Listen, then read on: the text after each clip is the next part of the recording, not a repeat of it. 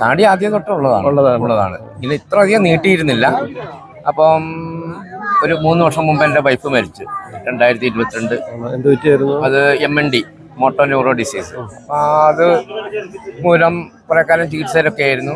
അത് കഴിഞ്ഞ് ഭാര്യ മരിച്ചതിന് ശേഷം പിന്നെ താടി അങ്ങ് കിട്ടി. താടി നീട്ടല്ല, എന്നാലും ബാർബർ മാസം ഒരു 2 ഇഞ്ച് ലെവൽ ചെയ്യും. അങ്ങനെ പോണു.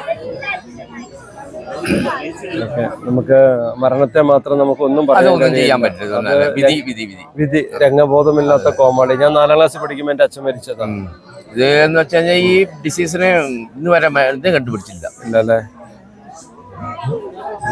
അങ്ങനത്തെ ഒരു ഇതായിരുന്നു. ഞാൻ പിന്നെ എന്താ പറയാ, ഞാൻ അധ്യാപകനാണ്. അപ്പൊ എന്റെ WM ബത്തേരി. അപ്പൊ അച്ഛനും അമ്മയും ഇല്ലാത്ത മക്കളുണ്ട് എന്റെ സ്കൂളിൽ. എന്നെ അച്ഛാന്ന് വിളിക്കുന്ന കുട്ടികൾ വരെയുണ്ട്. അപ്പൊ അവരോടൊക്കെ കമ്പയർ ചെയ്യുന്ന സമയത്ത് പിന്നെയും മെച്ചം നമ്മുടെ ദുഃഖങ്ങളാണ്. അഡ്ജസ്റ്റ് ചെയ്യാൻ പറ്റുന്നത്. ഒരു സങ്കടം പറയാൻ ഒരാൾ പോലും ഇല്ലാത്തവർക്ക് നമുക്ക് ആരൊക്കെയോ ഉണ്ടല്ലോ. അങ്ങനെയാണ് പ്രകൃതി. അതെ. ഞാൻ ഒരു സന്യാസിയോട് ചോദിച്ചു എന്റെ അമ്മയുടെ ജീവിതത്തെ കുറിച്ച്. അമ്മ അനുഭവിച്ച സകല ദുരന്തവും പറഞ്ഞിട്ട്. അപ്പൊ സന്യാസി എന്നോട് പറഞ്ഞു, അമ്മയെ ഈശ്വരൻ ഏറെ സ്നേഹിക്കുന്നുണ്ടാന്ന്. അപ്പൊ ഞാൻ തമാശയായിട്ട് പറഞ്ഞു, ഇങ്ങനെ സ്നേഹിക്കണ്ടായിരുന്നു. അത്രമേൽ ദുരന്തത്തിലൂടെ വന്നത് അമ്മ. അല്ലാതെ ഓരോരോ കാലഘട്ടങ്ങളാണ്. അതിപ്പം പണ്ട് പറയും, ആരും വായില് വെള്ളിക്കരണ്ടി വെച്ചിട്ട് ജനിക്കുന്നില്ല എന്ന്.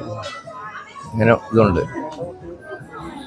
പക്ഷെ നമുക്കെന്താ അറിയാം, ഒരു വീടാകുമ്പോഴേ കുറച്ച് ആൾക്കാരൊക്കെ വേണം. ഇല്ല, നമ്മൾ വല്ലാണ്ട് ഒറ്റപ്പെട്ടു.